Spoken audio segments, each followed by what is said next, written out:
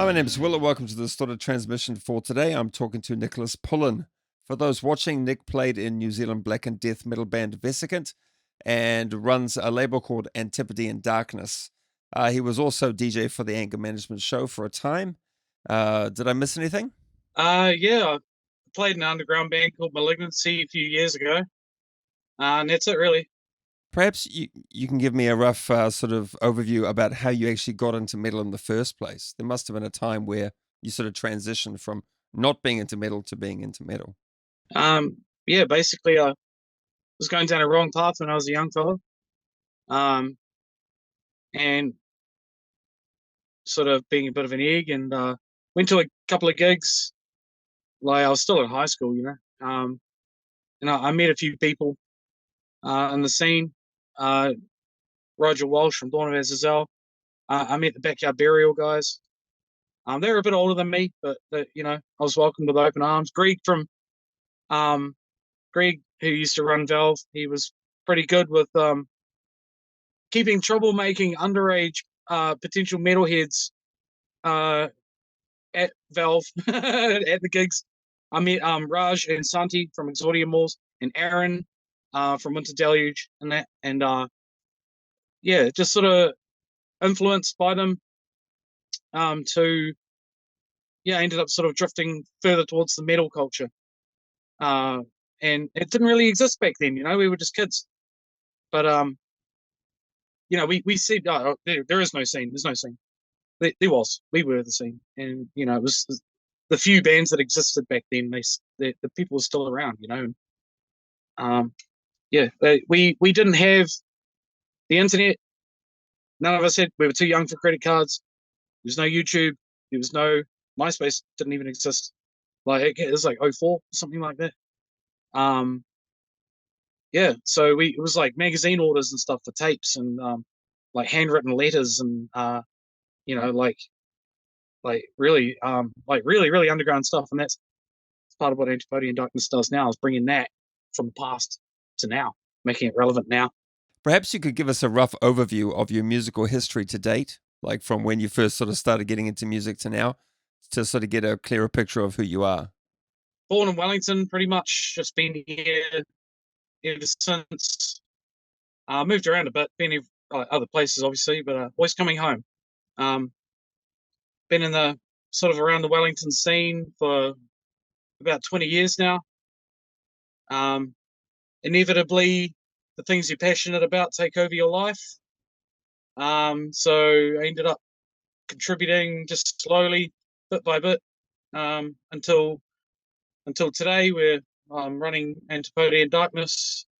I'm doing session musician stuff for a couple of bands, and yeah, just about August last year, I just decided, we might as well try and do the biggest gig that I can.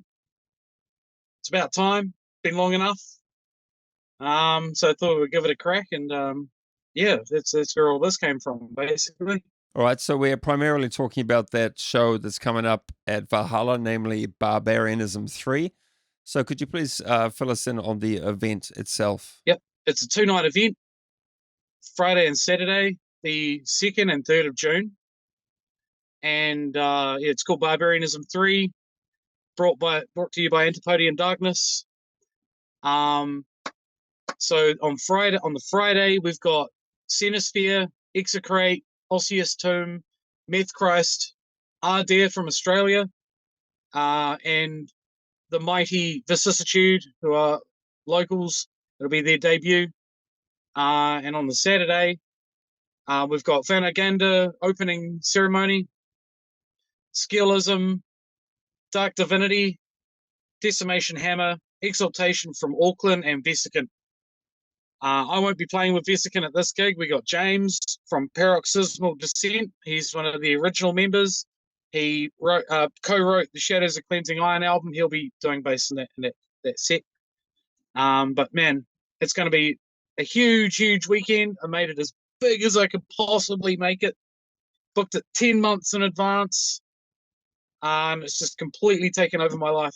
Trying to get this thing together and stoke enthusiasm for it too. This is the third Barbarianism show, right? So could you give me a sort of a rough history of the event from the beginning? The first one was way back. I just figured I'd just finally do a gig. It was Barbarianism 1. And that one was weird. Like, it wasn't all metal. There was a performance artist in that as well. There was a noise band. Like, I wanted to just make it as bizarre as I could. And that worked out terrifically. And the second one was a few years later. Got talking to a few people in the metal scene. Barbarianism II. It's missing a couple of bands because they weren't confirmed when that was printed, actually. But yeah, had 5 bands playing. That was just fantastic. Lost a lot of money on that gig, but it was well and truly worth it. So I figured this one here, man, I'll just make it as big as I possibly can. Just put everything down, treat it like the last gig I'm going to do, and I think it'll be worthwhile. Try and really, I wanted the whole purpose behind it. I wanted the entire New Zealand metal kaupapa represented at one gig under one roof. Like, we got people coming down from Gizzy, we got people coming up from Dunners, we got folks coming from Hobart and Tasmania, Brisbane, Melbourne, they're all coming in. We got the Auckland crew, we got Christchurch people coming up. It's just, I needed everyone to make this work, and that's what we've done. I often have trouble interviewing musicians who move in the black metal or those sort of black and death metal genres, because a lot of what goes on is kept off social media. You're not really the kind of bands who post endless pictures of themselves doing stuff and reporting on everything you do. Often you don't even credit your own names on musical releases because there's this idea that the music is the main focus, not the vessels that the music flows through, I would say. Would that be an accurate assessment? It's from the underground for a reason, and it's not for everyone, but what we're trying to do, what I'm trying to do now, is just open the door a bit further, because not that there's gatekeeping, but there's a musical elitism that alienates it from the other subgenres of metal, and that's just nature, really, like, as far as I'm concerned. But yeah. So what I do is different, like, in that approach, just opening that door a little bit more, just making it more accessible to the locals. Our underground now is enormous, and it's more accessible now than it ever has been before. It's a great time for New Zealand metal, frankly. What are some of the things that are happening at the moment with bands within those fields that you could share and perhaps recommend to those who are not so heavily ingrained in those genres? Say, three or four bands that people might want to check out that you sort of rate quite highly that people might not be aware of? Any flavor of extreme metal that you're into is, like, in New Zealand, it's around. Like, it, and there's dope bands that are like world class. If you're into like grind, slam, stuff like that, like you're into like technical death metal, all the way through to like DSBM, really obscure like noise black metal, like impossible to like stuff. If that's for you, it's still there, and it's literally like down the road. With Barbarianism, I didn't make it totally diverse, like to bring in every subgenre of metal. I wanted to keep it sort of a little bit black because it focuses on what Antipode and Darkness, our mission.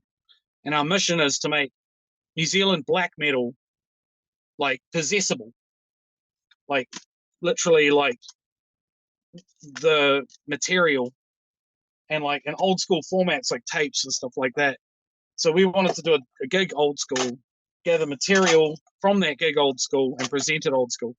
Well, I mean, speaking about sort of pushing the door slightly open, the reason why I asked you about the bands is because some people who watch this show, some of them really barely know heavy metal at all. I'm reasonably well versed. I wouldn't say I know everything about metal because who does?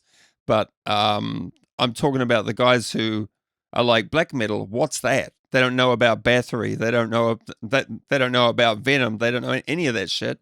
Yeah. And so like they're basically like, what is the black metal? So if you could suggest a couple of bands. This is why I like what you do, man, because you open doors too. Yeah. So yeah, Unimpressed from Taranaki, Anno Domini Mortis, bugger all stuff on YouTube. There's a couple of tracks, you find it, it's dope.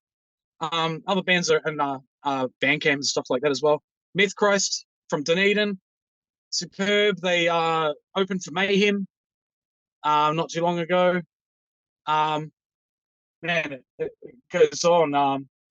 Notagon from Raglan is excellent underground black metal solo project stuff. Decimation Hammer, Osseous Tomb, Blood of the Moon. Blood of the Moon, like members from Blood of the Moon are from like Upper Hutt and Wanganui, and like it's about as local as you can get. All these dudes are tradies too, the drain layers and turners and bloody I'm a roofer Roofers. and like Yeah. we're all tradies basically. Yeah, and we spend all our excess whatever energy we have left on this music. So also Exordia Moors, they've been around since 20 odd years now as well.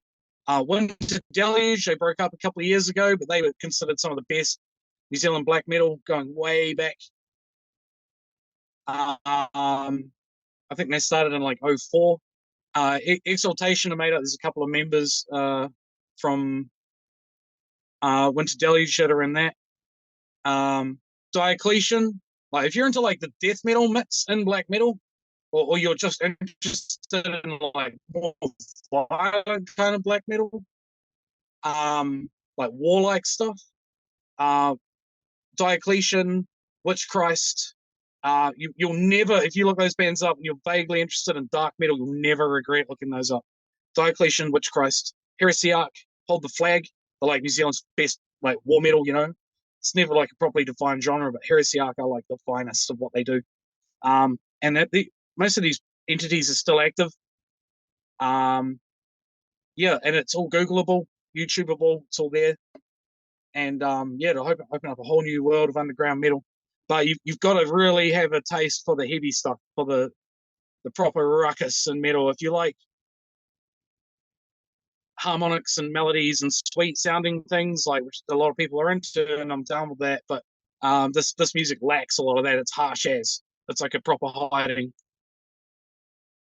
Yeah, I mean, I have tried to like dip my toes into some of the war metal, like Heresiarch and Diocletian and some of that, and I've given it a go, but I couldn't get a foothold in it. I really couldn't appreciate it enough to keep listening to it.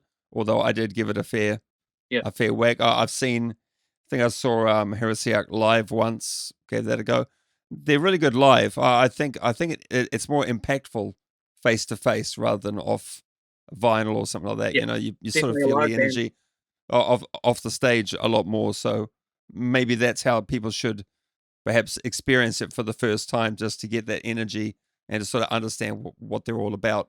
As far as Barbarianism goes, you can get tickets from Under the Radar, I believe. Could you tell me like what are the costs for the tickets, things like that? Tickets are $50 Under the Radar plus booking fee. They will cover the whole weekend, so it's all the bands, all 12 bands, both nights. There's 2 Aussie bands that are playing, so you get your money's worth. You're seeing 12 bands for $50, and they're all terrific bands. So yeah, and probably a month out from the gig, I'll break it down so they'll sell each night. I don't know, we'll figure that out. Haven't figured out door sales yet either, but the Facebook event page will update that as we go along. Under the Radar, $50, easy as. Yeah. Cool. All right, Nick. Best luck for the show, and yeah. Wicked, mate. Hey, awesome. And thanks for watching.